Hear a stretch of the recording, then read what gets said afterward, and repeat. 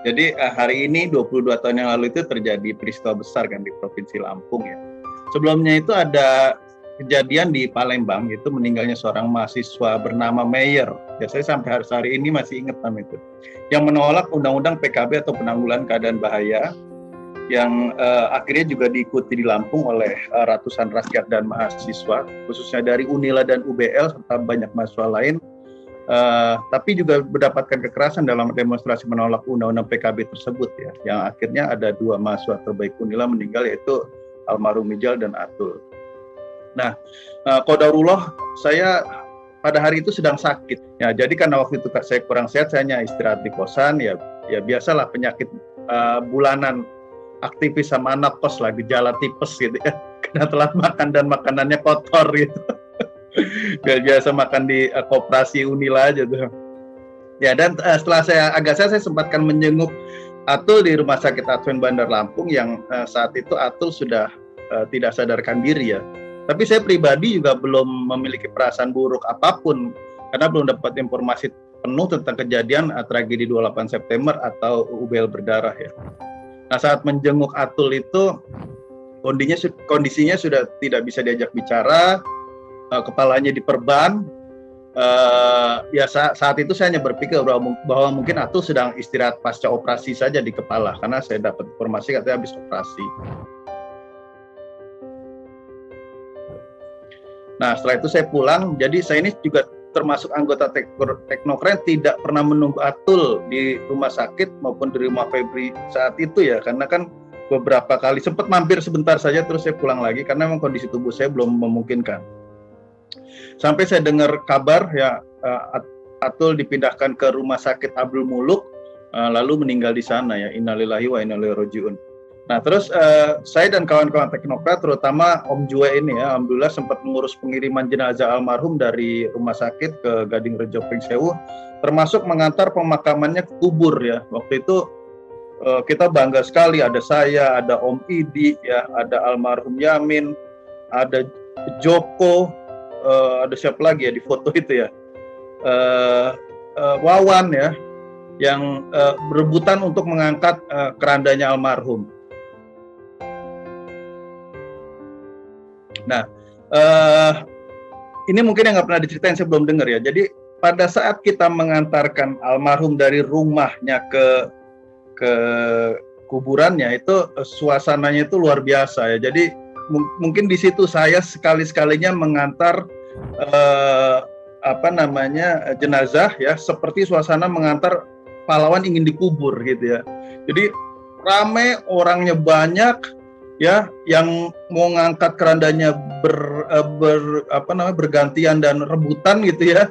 Terus ada fotonya almarhum dipegang oleh Om A.A. Jainal tuh, A.A. Jainal yang pegang foto. Ada bendera merah putih. Terus ya tadi iringannya panjang sehingga kalau ada mobil mau lewat juga agak macet. Saya teringat dengan puisinya ini Taufik Ismail ya, tentang Jalan Segara. Ini tadi saya coba cari di internet, saya sempat agak lupa puisinya pendek, saya baca sedikit ya. Jalan Segara, disinilah penembakan kepengecutan dilakukan ketika pawai bergerak dalam panas matahari dan pelor pembayar pajak negeri ini ditembuskan ke punggung anak-anaknya sendiri. Ya, puisi yang singkat tapi sangat berarti bagi saya. Nah, terus pasca gugurnya Atul dan Ijal, kebetulan Teknokrat itu mau menerbitkan tabloid yang saya lupa nomor edisi berapa, tapi judulnya itu kalau tidak salah Siapa di Balik Kematian Ijal dan Atul ya. Saya sempat kecewa dengan kata-kata kematian waktu terbit itu, karena bagi saya judul ini tidak heroik ya. Tapi ya karena saya kalah senior nih dengan angkatan Dekajue, ya udah saya ikut aja. Mungkin lebih tepatnya gugur ya, karena bagi saya Ijal dan Atul adalah pahlawan, setidaknya pahlawan demokrasi pada saat itu. Karena undang-undang PKB ini bagi mahasiswa pada saat itu minimal ya, ingin memberangus demokrasi yang sudah mulai terbuka sejak Mei tahun 98 gitu ya. Nah, alih-alih itu saya juga malah terlibat dalam liputan dan penulisan berita. Nah, pada saat yang sama saya ditunjuk oleh Om Jue ini sebagai koordinator Teknokrat untuk tragedi 28 September ya. uh, tugasnya itu yang mencari fakta tragedi 28 September, mulai dari bagaimana setting aksi, karena dulu itu sempat rame tuh, ini setting aksi penolakan undang-undang PKB ini apa sih, emang dibikin chaos atau apa gitu ya, sampai dikhususkan penyebab gugurnya Atul. Itu sebenarnya tugas utama waktu itu dari tim pencari fakta atau untuk Teknokra ya. Jadi saya tegaskan juga, saya tim pencari fakta untuk Teknokra. Di luaran itu banyak ada tim pencari fakta lainnya. Terus ada juga tim advokasi lainnya ya. Nanti saya singgung sedikit, ada Tegar gitu ya, tim advokasinya untuk almarhum Ijal, dan waktu itu masih berjalan sendiri-sendiri. Nah, setelah berbagai persiapan dan rapat-rapat redaksi ya, kami mulai bergerak gitu ya, mencari fakta tragedi 28 September ini. Semua tempat dan informasi kami datangi dan tanyakan, mulai dari menanyai, ada nama salah satu pengurus Teknokra, namanya rekan kita Reno Setiaji, yang bareng dengan Atul ke UBL untuk meliput gitu ya.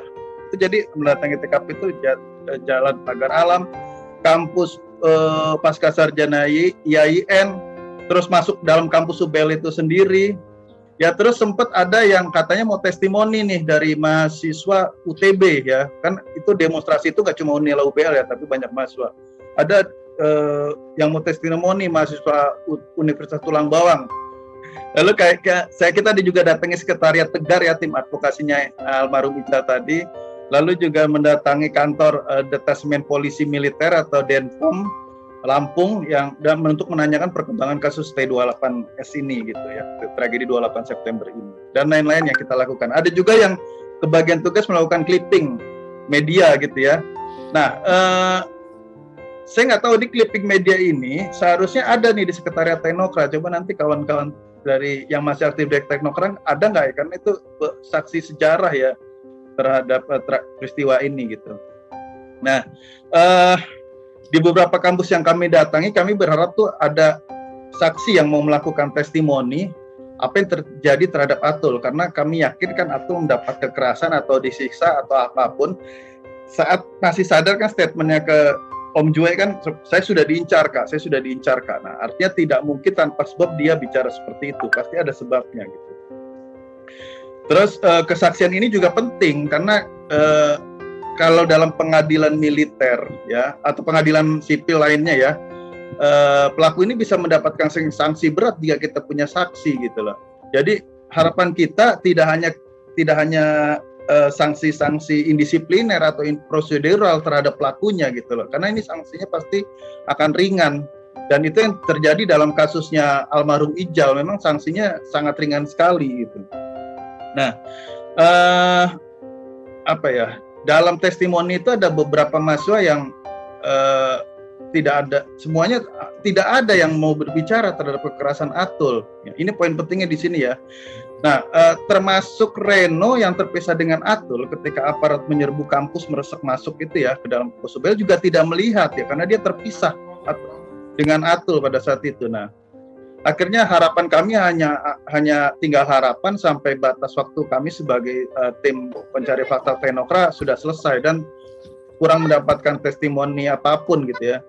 Bahkan nih ya, ada satu harapan lagi saat Atul meninggal dan kamera yang hilang itu dikembalikan. Jadi kamera ini tuh sempat kita cari-cari. Berapa hari itu Atul belum dari koma sampai dengan meninggal itu kita masih cari, kita masih tunggu, tidak ada yang mengembalikan. Nah, setelah Atul meninggal baru ada yang mengembalikan.